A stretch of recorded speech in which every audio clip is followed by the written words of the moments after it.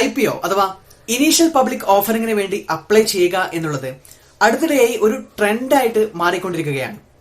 അതിപ്പോ ലിസ്റ്റിംഗ് ഗെയിനിന് വേണ്ടിയിട്ടാണെങ്കിലും അല്ലെങ്കിൽ മറ്റുള്ള പല കാരണങ്ങൾ കൊണ്ടും ഒരു IPO മാർക്കറ്റിലേക്ക് വരുമ്പോൾ തന്നെ ഉടനടി ചാടിക്കയറി അതിന് അപ്ലൈ ചെയ്തിരിക്കണം എന്നുള്ളൊരു നിർബന്ധ ബുദ്ധി പല റീറ്റെയിൽ നിക്ഷേപകരുടെ ഇടയിലും ഇപ്പോഴുണ്ട്. മാത്രമല്ല, നമുക്കിപ്പം മാധ്യമങ്ങൾ വായിക്കുമ്പോഴാണെങ്കിലും അല്ലെങ്കിൽ യൂട്യൂബ് വീഡിയോസ് കാണുമ്പോഴാണെങ്കിലും ഒക്കെ അതിലൊക്കെ പല വ്യക്തികളും ഇത്തരം IPOകളെ കുറിച്ചിട്ട് വളരെ ഹൈപ്പ് ചെയ്യുന്ന ഒരു കാര്യവും നമുക്ക് കാണാൻ പറ്റുന്നതാണ്. എന്തൊക്കെയാലും ഇത്തരത്തിൽ IPOക്ക് അപ്ലൈ ചെയ്യുന്നത് ഒരു കുഴപ്പമുള്ള കാര്യം എന്നല്ല ഞാൻ പറഞ്ഞു വരുന്നത്. പക്ഷെ ചില കാര്യങ്ങൾ ശ്രദ്ധിച്ചില്ല എങ്കിൽ അത്തരം IPO സ്റ്റോക്കുകളിൽ ട്രാപ്പ് ചെയ്യപ്പെടുവാനുള്ള ഒരു സാധ്യത റീറ്റെയിൽ നിക്ഷേപകർക്കിടയിലുണ്ട്. അത്തരത്തിൽ നിങ്ങൾ ശ്രദ്ധിക്കേണ്ടുന്ന 4 പ്രധാനപ്പെട്ട കാര്യങ്ങളാണ് ഇന്നത്തെ വീഡിയോയിൽ നമ്മൾ ഡിസ്കസ് ചെയ്യാൻ പോകുന്നത്. എല്ലാവർക്കും പുതിയൊരു വീഡിയോയിലേക്ക് സ്വാഗതം. നമ്മുടെ ഇന്നത്തെ വീഡിയോ സ്പോൺസർ ചെയ്തിരിക്കുന്നത് ഫയസ് ആണ്. ഫയസ് IPO അപേക്ഷിക്കുന്നതിന് വേണ്ടി മാത്രമായിട്ട് ഒരു ഡെഡിക്കേറ്റഡ് പ്ലാറ്റ്ഫോം അടുത്തിടെയായിട്ട് ലോഞ്ച് ചെയ്തിട്ടുണ്ട്. ആ പ്ലാറ്റ്ഫോമിന്റെ ലിങ്ക് ഈ വീഡിയോയുടെ ഡിസ്ക്രിപ്ഷൻ ബോക്സിൽ ഞാൻ നൽകിയിട്ടുണ്ട്. UPI ASBA സംവിധാനം ഉപയോഗിച്ചുകൊണ്ട് ഇനീഷ്യൽ പബ്ലിക് ഓഫറിംഗിന് അപേക്ഷിക്കുവാൻ സൗകര്യമൊരുക്കിയിട്ടുള്ള ഒരു കൂട്ടം ബ്രോക്കേഴ്സിൽ ഒന്നാണ് ഫയസ്. ഇവരുടെ പ്ലാറ്റ്ഫോം ഉപയോഗിച്ചുകൊണ്ട് വളരെ എളുപ്പത്തിൽ തന്നെ നിങ്ങൾക്ക് ഓൺഗോയിങ് IPOകൾക്ക് വേണ്ടിയിട്ട് അപ്ലൈ ചെയ്യാവുന്നതാണ്. പ്ലാറ്റ്ഫോമിന്റെ ലിങ്ക് ഈ വീഡിയോയുടെ ഡിസ്ക്രിപ്ഷൻ ബോക്സിൽ ഞാൻ നൽകിയിട്ടുണ്ട്. ഇവരുടെ പോർട്ടൽ ഓപ്പൺ ചെയ്താൽ തന്നെ അതിൽ ഇപ്പോൾ ഓൺഗോയിങ്, അതായത് ഇപ്പോൾ നടന്നുകൊണ്ടിരിക്കുന്ന ഇനീഷ്യൽ പബ്ലിക് ഓഫറിംഗിന്റെ ഡീറ്റെയിൽസ്, ഇനി വരാനിരിക്കുന്ന അതായത് അപ്കമിംഗ് IPOയുടെ ഡീറ്റെയിൽസ്, പാസ്റ്റ് IPOയുടെ ഡീറ്റെയിൽസ് തുടങ്ങിയ എല്ലാ കാര്യങ്ങളും വളരെ യൂസർ ഫ്രണ്ട്ലി ആയിട്ടുള്ള രീതിയിൽ തന്നെ ഇവരുടെ പ്ലാറ്റ്ഫോമിൽ നൽകിയിട്ടുണ്ട്. അപ്പോൾ ആവശ്യമായിട്ടുള്ള ഡീറ്റെയിൽസ് ഫില്ല് ചെയ്തുകൊണ്ട് നിങ്ങൾക്ക് ഇനി വരാനിരിക്കുന്ന IPOകൾക്ക് വേണ്ടിയിട്ട് ഫയസിന്റെ ഈ ഒരു പ്ലാറ്റ്ഫോം ഉപയോഗിച്ചുകൊണ്ട് അപ്ലൈ ചെയ്യാവുന്നതാണ്. ഫയസിൽ നിന്നും trading and demat account open ചെയ്തുകൊണ്ട് ഇത്തരത്തിലുള്ള നല്ല അപ്കമിംഗ് IPOകൾക്ക് വേണ്ടി അപേക്ഷിക്കുവാൻ വേണ്ടിയിട്ട് നിങ്ങൾക്ക് ഈ ഡിസ്ക്രിപ്ഷൻ ബോക്സിൽ നൽകിയിരിക്കുന്ന ലിങ്ക് ഉപയോഗിച്ചുകൊണ്ട് ഫയസിൽ അക്കൗണ്ട് ഓപ്പൺ ചെയ്യാവുന്നതാണ്. ആദ്യമായി ഓർക്കേണ്ടുന്ന ഒരു പ്രിൻസിപ്പിൾ എന്നുള്ളത് ഇൻവെസ്റ്റ് ഇൻ ഗുഡ് ബിസിനസ് എന്നുള്ളതാണ്. നമുക്കറിയാം, വാരൻ ബഫറ്റ് പോലെയുള്ള ഇൻവെസ്റ്റേഴ്സ് പലപ്പോഴും പറഞ്ഞിട്ടുള്ള ഒരു കാര്യം തന്നെയാണ് ഇത്. നിങ്ങളൊരു സ്റ്റോക്ക് വാങ്ങുമ്പോൾ നിങ്ങളൊരു ബിസിനസ് ഓൺ ചെയ്യുകയാണ് എന്നുള്ളൊരു തത്വം നിങ്ങൾ എപ്പോഴും മനസ്സിലാക്കണം എന്നുള്ളതാണ്. അത് IPOയുടെ കേസിൽ നിങ്ങൾ IPOക്ക് വേണ്ടിയിട്ട് ഒരു ഓഹരിക്ക് അപ്ലൈ ചെയ്യുമ്പോഴും നല്ലൊരു ബിസിനസ്സിൽ ഇൻവെസ്റ്റ് ചെയ്യാൻ വേണ്ടിയിട്ട് ശ്രദ്ധിക്കണം എന്നുള്ളതാണ്. ഓഫ്കോഴ്സ് നിങ്ങളൊരു ട്രേഡർ ഒക്കെ ആണെങ്കിൽ ഒരുപക്ഷെ ലിസ്റ്റിംഗ് ഗെയിനും അങ്ങനെയുള്ള ലിസ്റ്റിംഗ് ഗെയിനിന് വേണ്ടി അപ്ലൈ ചെയ്യുക എന്ന് പറയുമ്പോൾ ഒരു ട്രേഡിംഗ് തന്നെയാണ്. കാരണം നമുക്കൊരു ഉറപ്പുള്ള കാര്യമൊന്നുമല്ല ആ ഒരു കമ്പനി ലിസ്റ്റിംഗ് ഗെയിൻ തരുമോ എന്നുള്ളത്. പ്രത്യേകിച്ച് വളരെ വോളറ്റൈൽ ആയിട്ടുള്ള ഒരു മാർക്കറ്റിൽ ലിസ്റ്റിംഗ് ഗെയിൻ ഉണ്ടായേക്കാം, ഇല്ല എന്നും വരാം. അപ്പോൾ എപ്പോഴും ഓർക്കേണ്ട ഒരു കാര്യം, ഒരു ഇൻവെസ്റ്റർ എപ്പോഴും ഒരു IPOയെ സമീപിക്കേണ്ടത് ആ ഒരു ബിസിനസ് നല്ല രീതിയിൽ മനസ്സിലാക്കി ഭാവിയിൽ ഒരു പൊട്ടൻഷ്യൽ ഉള്ള ഒരു ബിസിനസ് ആണ് എന്നൊക്കെ തിരിച്ചറിഞ്ഞ് ആ ഒരു ബിസിനസ്സിൽ ഇൻട്രസ്റ്റഡ് ആയിട്ട് വേണം IPOക്ക് വേണ്ടിയിട്ടാണെങ്കിലും അപ്ലൈ ചെയ്യേണ്ടത് എന്നുള്ളതാണ്. ഇപ്പൊ വ്യക്തിപരമായിട്ട് എന്റെ കാര്യം പറയുകയാണെങ്കിൽ വളരെ റെയർ ആയിട്ട് മാത്രമേ ഞാൻ IPOക്ക് അപ്ലൈ ചെയ്യാറുള്ളൂ. അവസാനമായിട്ട് അപ്ലൈ ചെയ്ത് എനിക്ക് അലോട്ട്മെന്റ് കിട്ടിയ ഒരു സ്റ്റോക്ക് എന്നുള്ളത് SBI കാർഡ്സിന്റേതായിരുന്നു. ഞാൻ ഒരു കുറച്ചു കാലം ഹോൾഡ് ചെയ്തുകൊണ്ട് പിന്നെ വിൽക്കാം എന്നുള്ളൊരു ഉദ്ദേശത്തോടു കൂടി തന്നെയാണ് SBI കാർഡ്സ് ആ സമയത്ത് വാങ്ങിയത്. പക്ഷേ SBI കാർഡ്സിന്റെ കൂടുതൽ ബിസിനസ്സും അവരുടെ ഈ ബിസിനസ് മോഡലും കാര്യങ്ങളൊക്കെ പഠിച്ചപ്പോഴാണ് അത്യാവശ്യം ഭാവിയിലേക്ക് നോക്കുകയാണെങ്കിലും ഇന്ത്യയിൽ അത്യാവശ്യം പെനിട്രേഷൻ നടക്കാൻ സാധ്യതയുള്ള ഒരു സെക്ടറാണ് ഈ ക്രെഡിറ്റ് കാർഡ് സെക്ടർ എന്നും അതുകൊണ്ട് തന്നെ കമ്പനിക്ക് ഒരുപാട് ഭാവിയിൽ പോകുമ്പോൾ നേട്ടങ്ങൾ ഉണ്ടാക്കും എന്നുള്ളൊരു തിരിച്ചറിവ് എനിക്കുണ്ടായി. അപ്പോൾ അങ്ങനെ IPOക്ക് അപ്ലൈ ചെയ്യുകയും അലോട്ട്മെന്റ് ലഭിക്കുകയും ചെയ്തു. പക്ഷേ ഈ ഒരു IPO വാച്ച് ചെയ്ത പലർക്കും അറിയായിരിക്കും, ഈ ഒരു കൊറോണയുടെ സമയത്താണ് ലിസ്റ്റിംഗ് നടന്നത്. അങ്ങനെ മാർക്കറ്റിലൊക്കെ ഒരുപാട് പ്രശ്നം ഉണ്ടായിരുന്നു. ആ ഒരു സമയത്ത് കോവിഡ് വന്നപ്പോൾ SBI കാർഡ്സിന്റെ ഓഹരി നല്ല രീതിയിൽ കറക്റ്റ് ചെയ്ത് ഇടിഞ്ഞ് താഴോട്ട് പോകുന്ന ഒരു അവസ്ഥയൊക്കെ ഉണ്ടായിരുന്നു.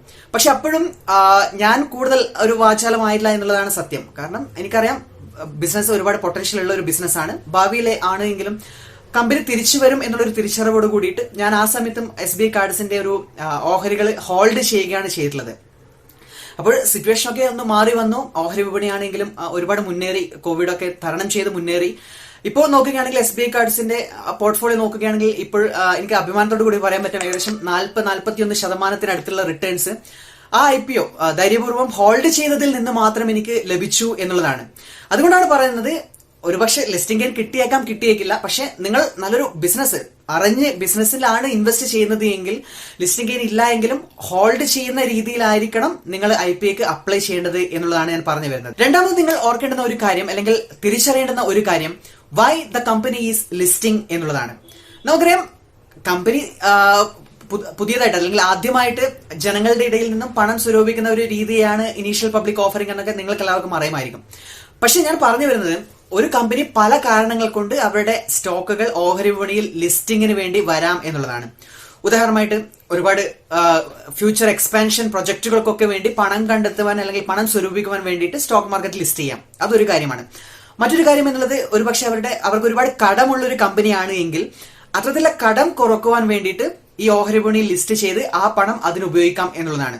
ഞാൻ പറഞ്ഞു വരുന്നത്, ഒരു കമ്പനി ഇനീഷ്യൽ പബ്ലിക് ഓഫറിംഗുമായിട്ട് വരുമ്പോൾ അതെപ്പോഴും ഒരുപാട് ഗ്രോത്തും കാര്യങ്ങളും ഒക്കെ ഉള്ള ഒരു കമ്പനി ആയിക്കൊള്ളണമെന്ന് നിർബന്ധമൊന്നുമില്ല. അല്ലെങ്കിൽ IPOയിൽ നിന്നും ലഭിക്കുന്ന ആ ഒരു പണം അവർ ആ ഒരു ബിസിനസ്സിന് വേണ്ടി ഉപയോഗിക്കണമെന്ന് നിർബന്ധമൊന്നുമില്ല. അതുകൊണ്ട് തന്നെ ഇപ്പോൾ കടം കുറക്കാനും മറ്റുള്ള കാര്യങ്ങൾക്കൊക്കെ ആണെങ്കിൽ ഒരു പരിധിവരെ അത്തരം കമ്പനികളിൽ പല പ്രശ്നങ്ങളും ഉണ്ട് എന്നുള്ളതാണ് അത് സൂചിപ്പിക്കുന്നത്. അപ്പോൾ കയറി ചാടി ഒരു IPO വരുമ്പോൾ അതിന് അപ്ലൈ ചെയ്യുന്നതിന് പകരം എന്തിനാണ് ഒരു കമ്പനി ഇനീഷ്യൽ പബ്ലിക് ഓഫറിംഗുമായിട്ട് ഈ സമയം വരുന്നത് എന്നുള്ള ഒരു തിരിച്ചറിവ്, ഒരു അവലോകനം ഓരോ നിക്ഷേപകനും നടത്തണം എന്നുള്ളതാണ് മറ്റൊരു കാര്യം. മൂന്നാമത്തെ കാര്യം ചാൻസസ് ഓഫ് കറക്ഷൻ എന്നുള്ളതാണ്. മറ്റൊരു രീതിയിൽ പറഞ്ഞാൽ, ഇനീഷ്യൽ പബ്ലിക് ഓഫറിംഗിന് ശേഷം ലിസ്റ്റിംഗ് നടന്ന ഒരു സ്റ്റോക്കിൽ ഇടിവ് വരുവാനുള്ള സാധ്യതകൾ വളരെയേറെയാണ് എന്നുള്ളതാണ് സത്യം.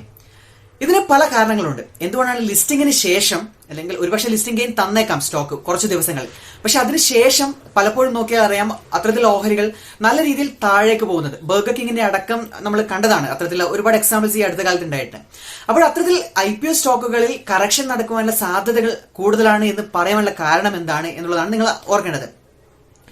നമുക്കറിയാം, ഒരു കമ്പനി IPOക്ക് വരുന്നതിന് മുന്നേ ആ കമ്പനിയിൽ ഇൻവെസ്റ്റ് ചെയ്തിരിക്കുന്ന ഒരുപാട് വ്യക്തികളുണ്ട്. കമ്പനിയുടെ പ്രൊമോട്ടേഴ്സ്, അല്ലെങ്കിൽ വെഞ്ചർ ക്യാപിറ്റലിസ്റ്റ്, അല്ലെങ്കിൽ മറ്റുള്ള ഫോറിൻ ഇൻവെസ്റ്റേഴ്സ്, അത്തരത്തിലുള്ള ഒരുപാട് ഏർലി ഇൻവെസ്റ്റേഴ്സ്, അതിന് മുന്നേ ഇൻവെസ്റ്റ് ചെയ്ത പല വ്യക്തികളും കമ്പനി ലിസ്റ്റിംഗ് നടക്കുന്ന ആ സമയത്ത് അവരുടെ ഓഹരികളിൽ നിന്ന് എക്സിറ്റ് ചെയ്യുവാനുള്ള സാധ്യതകൾ വളരെ കൂടുതലാണ്. അതായത് IPO എന്നുള്ളത് ഏർലി ഇൻവെസ്റ്റേഴ്സിനുള്ള ഒരു എക്സിറ്റ് റൂട്ടാണ് എന്നുള്ളൊരു കാര്യം, ഒരു തിരിച്ചറിവ് ഓരോ നിക്ഷേപകനും ഉണ്ടായിരിക്കണം. അത് ലിസ്റ്റിംഗിന് ആ ഒരു സമയത്ത് മാത്രമല്ല, അതിന് കുറച്ച് മുന്നേയുള്ള ദിവസങ്ങളിൽ നടക്കാമെന്നുള്ളതാണ്. ഇപ്പൊ നമുക്കറിയാം, അടുത്തിടെ നടക്കുന്ന ഒരു എക്സാമ്പിൾ എടുത്ത് നോക്കിയാൽ ലെൻസ് കാർട്ട് എന്നുള്ളൊരു കമ്പനിയുണ്ട്. ലെൻസ് കാർട്ട് ഇപ്പോ ഭാവിയിൽ വരുന്ന കുറച്ച് മാസങ്ങൾക്കുള്ളിൽ അവരുടെ ഇനീഷ്യൽ പബ്ലിക് ഓഫറിംഗ് ഒക്കെ വരാനുള്ള ഒരു സാധ്യതകളൊക്കെ ചർച്ച ചെയ്യുന്നുണ്ട്. അപ്പോൾ ഈ ലെൻസ് കാർട്ടിൽ നിക്ഷേപിച്ച ഒരു പോപ്പുലർ ആയിട്ടുള്ള ഒരു ഇൻവെസ്റ്ററുടെ പേരാണ് രത്തൻ ടാറ്റ എന്നുള്ളത്. രത്തൻ ടാറ്റ അടുത്ത കാലത്തായിട്ട് അദ്ദേഹത്തിന്റെ ഈ ലെൻസ് കാർട്ടിലുള്ള നിക്ഷേപങ്ങളൊക്കെ പിൻവലിച്ച ഒരു വാർത്ത നിങ്ങൾ മാധ്യമങ്ങളിലൂടെയൊക്കെ അറിഞ്ഞിട്ടുണ്ടാവും. അപ്പോൾ അത്തരത്തിലുള്ള ഒരുപാട് ഇൻവെസ്റ്റേഴ്സ് ഉണ്ട്. കമ്പനിയിൽ ഒരുപാട് മുന്നേ ഇൻവെസ്റ്റ് ചെയ്ത് നല്ല രീതിയിലുള്ള ലാഭം ഉണ്ടാക്കിയ ഇൻവെസ്റ്റേഴ്സ് ഒക്കെ പലപ്പോഴും ഈ ലിസ്റ്റിംഗിന് മുന്നെയോ അല്ലെങ്കിൽ ലിസ്റ്റിംഗ് നടക്കുന്ന ആ ദിവസങ്ങളിലൊക്കെ അത്തരം ഓഹരികളിൽ നിന്ന് എക്സിറ്റ് ചെയ്യാനുള്ള സാധ്യതകളുണ്ട്.